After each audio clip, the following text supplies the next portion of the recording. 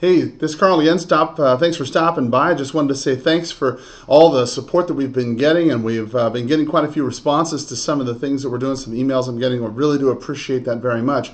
Today we're going to cover a topic that Heather had requested some additional information about, so I did some research for you.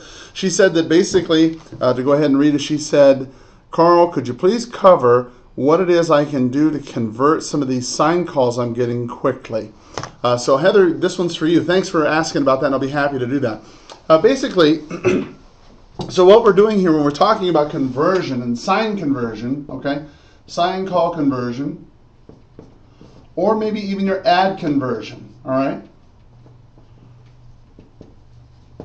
Basically, what we're talking about here is when people call you from either the ads you've run or the signs you have in the yard, they're calling you as well as a lot of other people to go ahead and see what they can do about maybe buying or selling a property.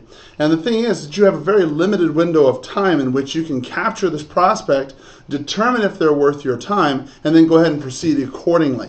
So if they're worth your time, then you'll be able to go ahead and make an appointment with them, or otherwise find a way to maybe help them out in some way, get them qualified somehow, get them to the right person, whatever it is. But you have a very limited window of time. And so the thing I want you to understand is there's really 7 or 8 things that you need to really know. The first thing, okay, and this goes pretty much with every call that you're on. All right, but the first thing is you want to approach the call with a lot of energy and enthusiasm, okay? A lot of energy and enthusiasm, because you want to build rapport by asking a lot of questions about things that they're important to them, all right? So you want to approach it with in energy and enthusiasm and ask a lot of questions, okay? So for example, if this person's calling you up about a house you have for sale, and they said, yeah, I'm just calling about that place on Umpty-Ump Street. You say, great, hey, thanks for calling. I really appreciate it. We've had a lot of interest on that property. By the way, what was it about that property that caught your eye? Well, we saw it. It was a nice location, nice yard, or whatever. Oh, great. Okay. So did it make a difference if it was a fenced yard or not fenced yard? Things of that nature. Start building rapport by asking a lot of questions really soon into the conversation. Okay. The next thing is you don't want to give out too much information.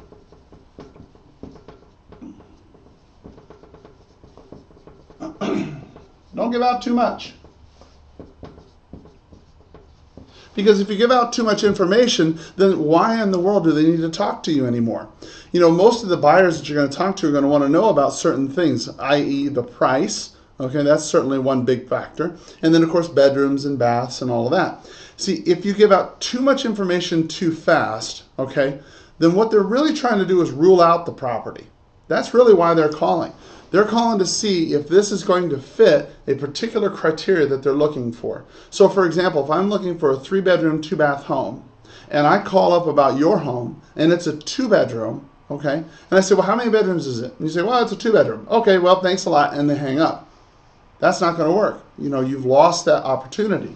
So you start approaching this whole call with a lot of energy and a lot of enthusiasm. Hey, I was just calling about that home. About how many bedrooms does that have? Oh, yeah, it's no problem. By the way, where did you see the home? You kind of sidestep the issue for a minute. Oh, well, we saw it. We were driving by. Oh, no kidding. Were you liking that neighborhood out there? Yeah, we love the neighborhood. It's a great area. Yeah, I know. We've had a lot of calls on that neighborhood. So now you were saying how much, what was it again? Oh, yeah, how many bedrooms do you have? Oh, yeah. That one's got 2 bedrooms, but I know that there's some others in that area that have more. What size home were you looking for? You see how that dialogue kind of goes? Okay? But whenever you ask a question, make sure keep it conversational, okay? Not like an interrogation, okay?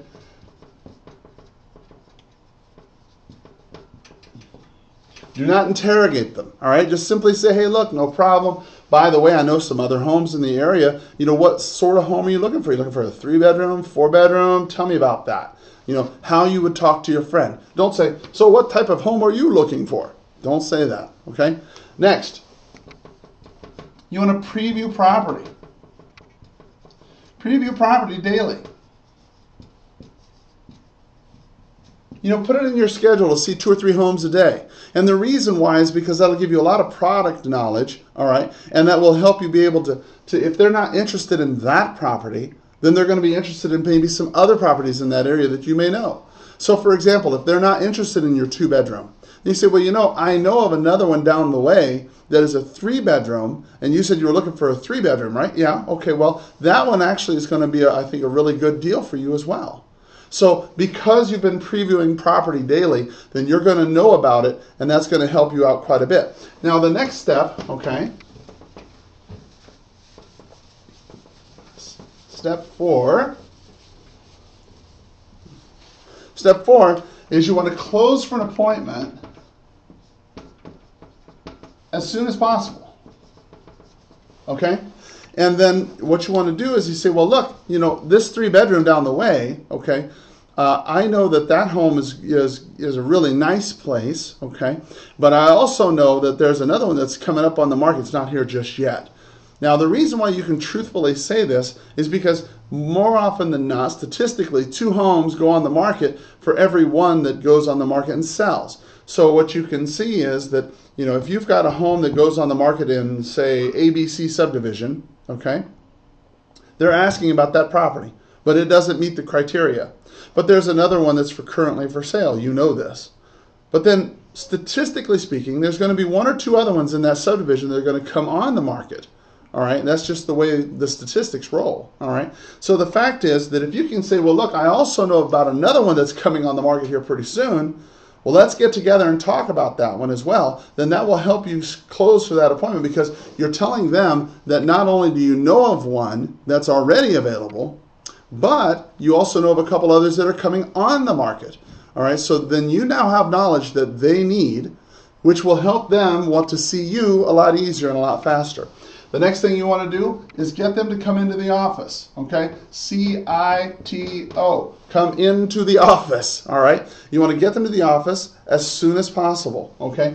And the reason why you want to do that as soon as possible, okay, is because every day that goes by, it makes it less likely that they will come in.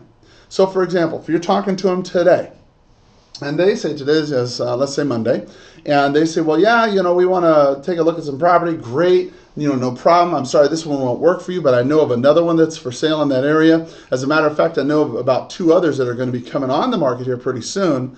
When's a good time for us to get together? You know, you close for the appointment. They say, well, you know, we could get together, Thursday, Friday, something like that. That's 4 or 5 days from now, okay? A lot of stuff can happen between now and then, and the likelihood of them being able to keep that appointment is very, very slim. You know what? I understand. I tell you what, these properties are hot stuff. Let's get together tomorrow, okay? Let's get together later on this afternoon, all right? Because each day that goes by, they're less likely to be able to show up and see you, okay? Next, make sure that there's, when you're talking to them, okay, ask if there's any other properties.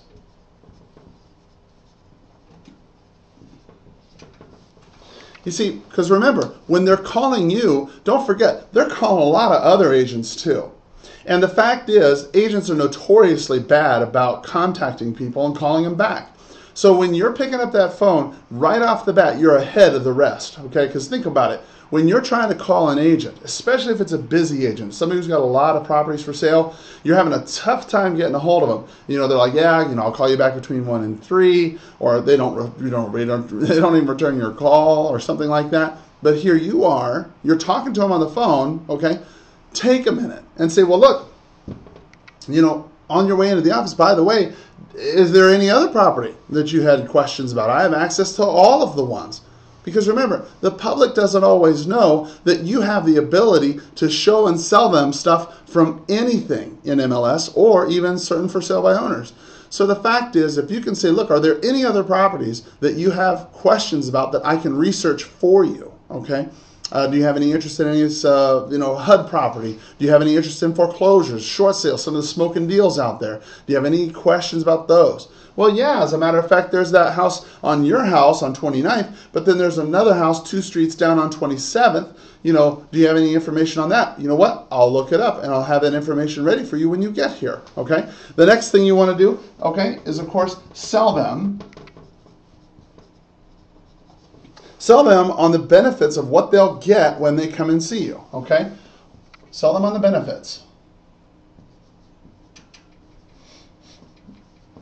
Okay, so Mr. and Mrs. Buyer, you know, look, when I see you this afternoon or when I see you tomorrow at 3, not only will I have the information about the other properties that you had questions about, but I will also go ahead and make sure that I show you some of the other properties that are coming on the market that maybe you don't know necessarily about yet, okay? So for example, this technique I call the tip of the iceberg technique. I learned this one from Floyd Wickman. It's a great technique. Basically, when you're talking to them on the sign call, all right, what you want to explain to them is, okay, so let me ask you a question. This is the script, if you will, so get a pen, okay? So let me ask you a question. You called about 29th Street, and that's great, you know. I'm sorry it's not going to work out for you. But let me ask you, how have you been finding property so far? Have you been just driving around, looking at the ads? Tell me about that. Okay, tell me about that is a great way to get a conversation started. So tell me about that. Well, yeah, you know, we've been driving around and looking at some of the ads in the paper. This is where you're going to need to have a little bit of acting skills, all right? You need to say, oh my goodness, wow, you've been driving around and you've been calling through ads and stuff like that? Holy cow, I got here just in time. I said, well, what do you mean? You see, what I'm saying to you, Mr. and Mrs. Buyer, is this, that what you're seeing on the MLS, as well as, you know, the paper and signs in the yard and things of that nature, okay, is really the tip of the iceberg of what's really available in the marketplace. Did you know that? Well, no, I didn't know that. Oh, absolutely, yeah. See, some of the best deals, okay, some of the really, really good deals, the smoking deals, whatever word you choose to use there, okay, are not necessarily on the multiple listing service or have a sign in the yard. Did you know that? Well, no, I didn't. Oh, yeah. So that's why exactly we need to get together. Let's come into the office. I'll show you how you can get access to these special deals before they actually hit the market. Does that sound fair? Absolutely. Okay, great. Come on in. I'll look forward to seeing you at 3. So your question is, well, what, Karl, are these special deals? What is it that is so special that is not on the multiple listing service? I'm glad you asked. All right. So the tip of the iceberg, all right, has always been a great technique for me because it outlines something that the general public does not know and that most agents do not think about. So think about it. When you're going to go show property, who are you going to go show property to? You're going to go show them the active listings, okay? Maybe if you've got a one-party fee agreement or something like that, maybe you're working with a for sale by owner, right? And you're thinking that that's probably pretty much it. And that is the tip of the iceberg. What's really available down here, okay,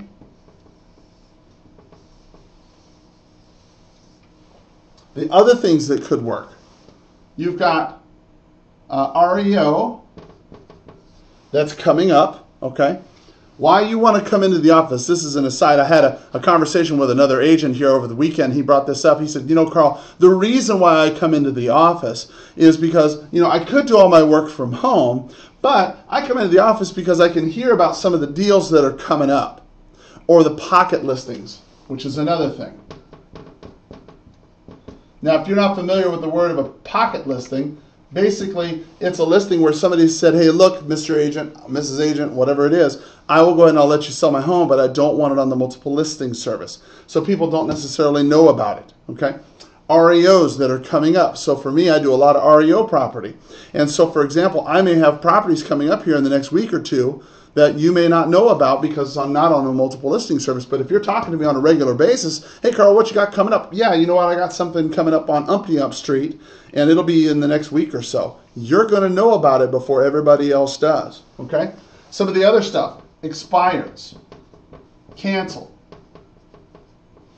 These properties here, a lot of times they still want to sell. They just don't want to go through the hassle having it listed. So if you can go through a subdivision and nothing active is actually going to work, then what's wrong with calling an expired or a canceled listing in there and finding out if they still want to sell?